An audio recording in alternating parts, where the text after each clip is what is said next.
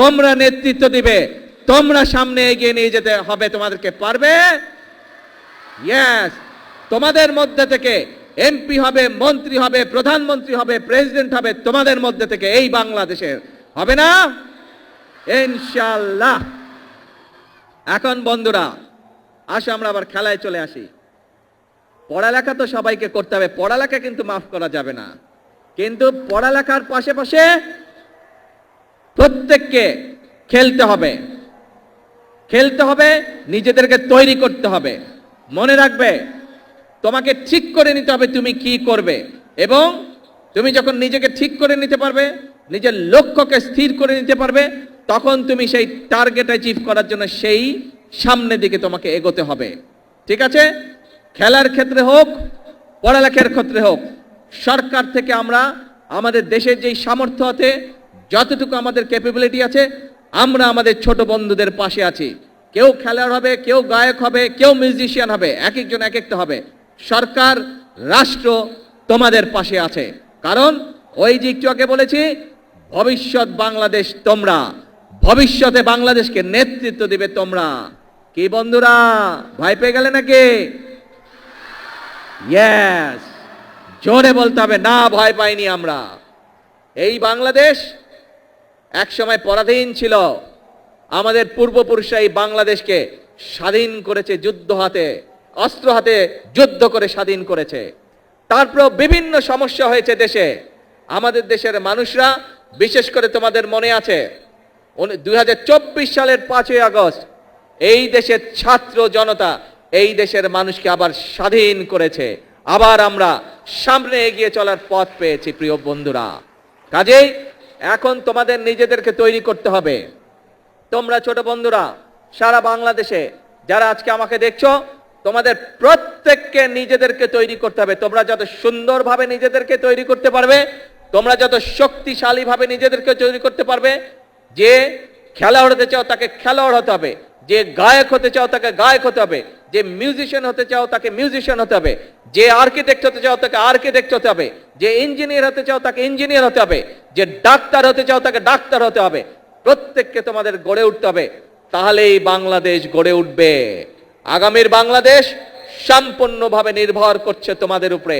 তোমরা যত ভালোভাবে সুন্দরভাবে গড়ে উঠবে, বাংলাদেশ তত সুন্দরভাবে তত শক্তিশালী ভিত্তির উপরে গড়ে উঠবে। কাজেই ছোট বন্ধুরা, আমাদের সময় প্রায় শেষ, এখন বাংলাদেশ তাকিয়ে আছে তোমাদের দিকে।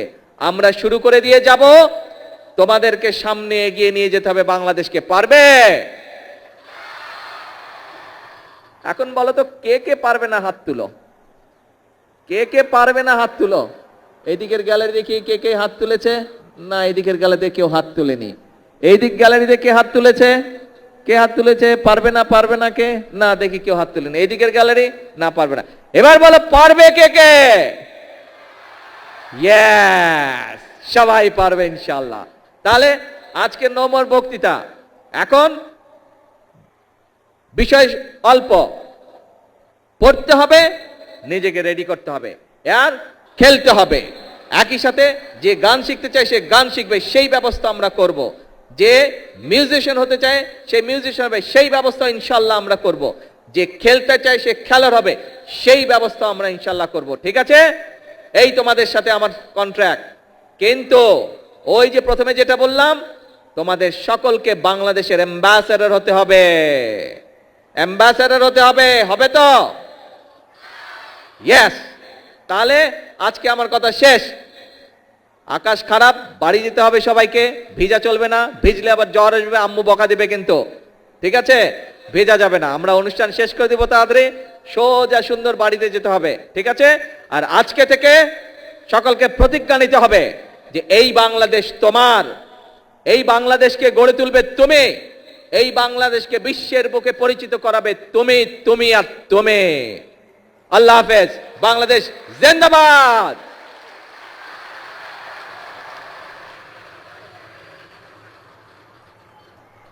ছোট বন্ধুরা, আনুষ্ঠানিকভাবে এখন তোমাদেরকে সাথে নিয়ে আমরা নতুন করে স্পোর্টস অনুষ্ঠানের সম্মানিত ছোট বন্ধু চিফ গেস্টরা, এবং অনুষ্ঠানের সভাপতি সহ আমন্ত্রিত অতিথিবৃন্দ, আসসালামু আলাইকুম।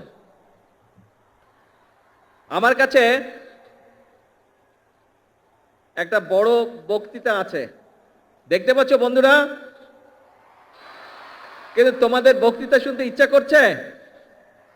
আমার কিন্তু বক্তৃতা দিতে ইচ্ছা করছে না। তোমাদের সাথে তাহলে একটু কথা বলি। হ্যাঁ, বক্তৃতা আমরা শুনে ফেলেছি। আগে আমাকে বলো, এই যে মাঠের মধ্যেখানে আমাদের অন্য বন্ধুরা যে বসে আছে, ওরা যে কিছু আগে অ্যাক্রোবেট দেখালো, তারপরে সুইমিং দেখালো, চেস দেখালো, এই যে 8টা আমাদের ইভেন্ট এখানে দেখালো, কেমন লাগলো? তোমরা এনজয় করেছো সবাই? তাহলে আমরা ওদের জন্য একটা জোরে ক্ল্যাপিং দেই।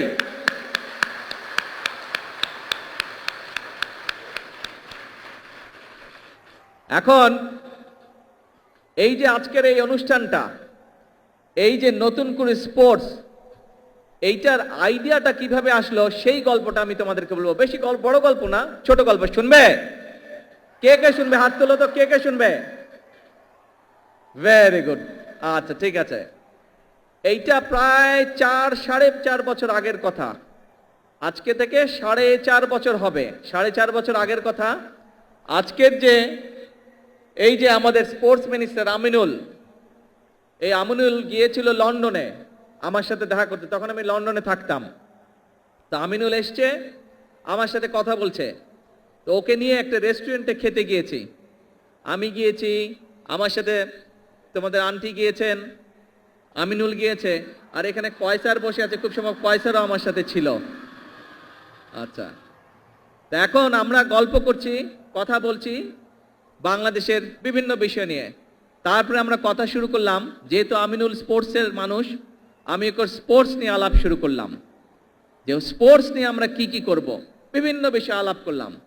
আলাপ করতে করতে এক পর্যায়ে আমরা খাবার টেবিলে বসে ঠিক করলাম যে আমরা নতুন করে স্পোর্টস চালু করব বাংলাদেশে। আর এই নতুন করে স্পোর্টসে কারা থাকবে? এই যে তোমরা আজকের এই গ্যালারিতে বসে আছো, তোমাদের সাথে কিন্তু আরো প্রায় সবগুলো জেলা কিন্তু অনলাইনে কানেক্টেড, কিন্তু সারা বাংলাদেশ কিন্তু তোমাদের সাথে কানেক্টেড। সব বাংলাদেশের নতুন করির বন্ধুরা, ছোট বন্ধুরা, তোমাদের সকলকে আমি বলছি, শুধু সিলেটে যারা তারা না, পুরা বাংলাদেশকে আমি বলছি, সব বন্ধুদেরকে, এইটা হচ্ছে আজকে তোমাদের অনুষ্ঠান। কিন্তু কেন আমরা এই আইডিয়াটা ঠিক করলাম, কেন আমরা করতে চাচ্ছি? আমি চাই আর্কিটেক্ট তৈরি হবে এবং তোমাদের ভিতর থেকে ভবিষ্যতে নেতৃত্ব তৈরি হবে। এই দেশকে